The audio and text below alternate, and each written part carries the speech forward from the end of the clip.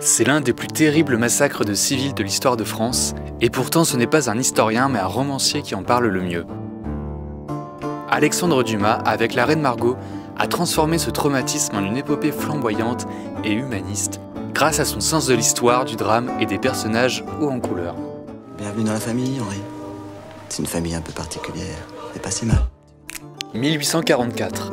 Alexandre Dumas est un auteur à succès de 42 ans, reconnu pour ses pièces de théâtre et ses romans de cap et d'épée.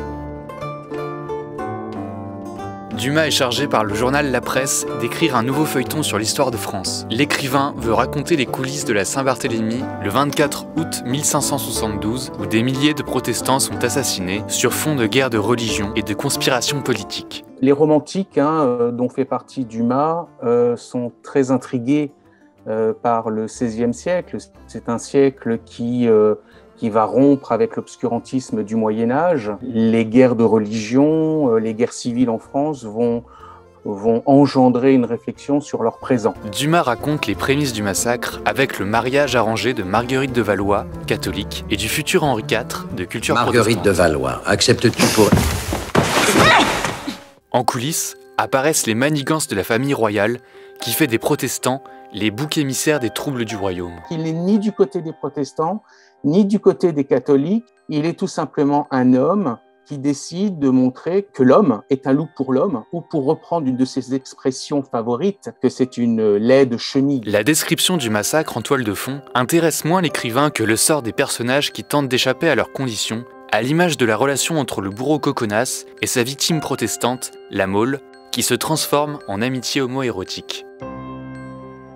Du complot, on passe très clairement à une tuerie provoquée par des ressentiments personnels de bourgeois qui vont exciter les catholiques contre les protestants. Et ça va devenir une guerre de Français contre les Français. Dumas, il va dépasser tous les clivages, il va dépasser tous les interdits de sa société qu'il déteste.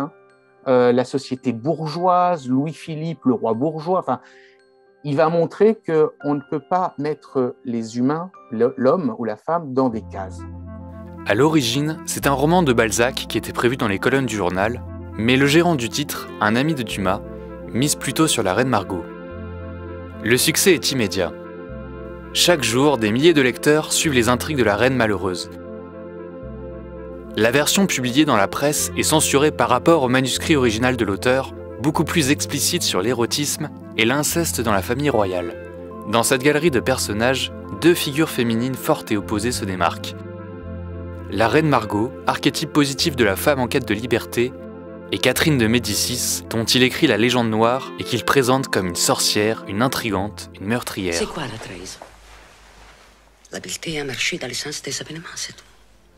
Dumas joue avec l'histoire et ne recherche pas la vérité historique. Il mélange parfois plusieurs personnages historiques pour en créer de nouveaux.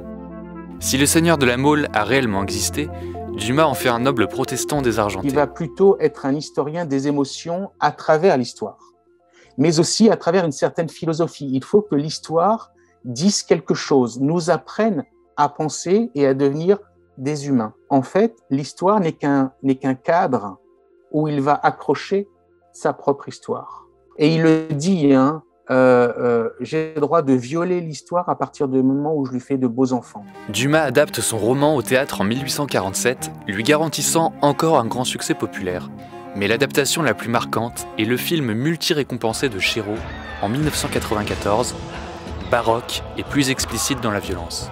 Ce qui m'a intéressé, c'est cette sauvagerie, c'est cette capacité d'être finalement incroyablement actuel, incroyablement comme peut l'être un texte de Shakespeare ou de Marlowe. C'est finalement une sorte de barbarie très primitive et très proche de nous. On est dans un roman tout en subtilité. La Saint-Barthélemy ne se montre pas, alors qu'on montre l'imbécilité des humains. Chez Chéreau, pardon, mais la Saint-Barthélemy vomit le sang. Il met dans ses personnages une puissance incroyable. On a aussi les costumes. Donc il va essayer de rendre, si vous voulez, la Saint-Barthélemy somptueuse dans l'horreur.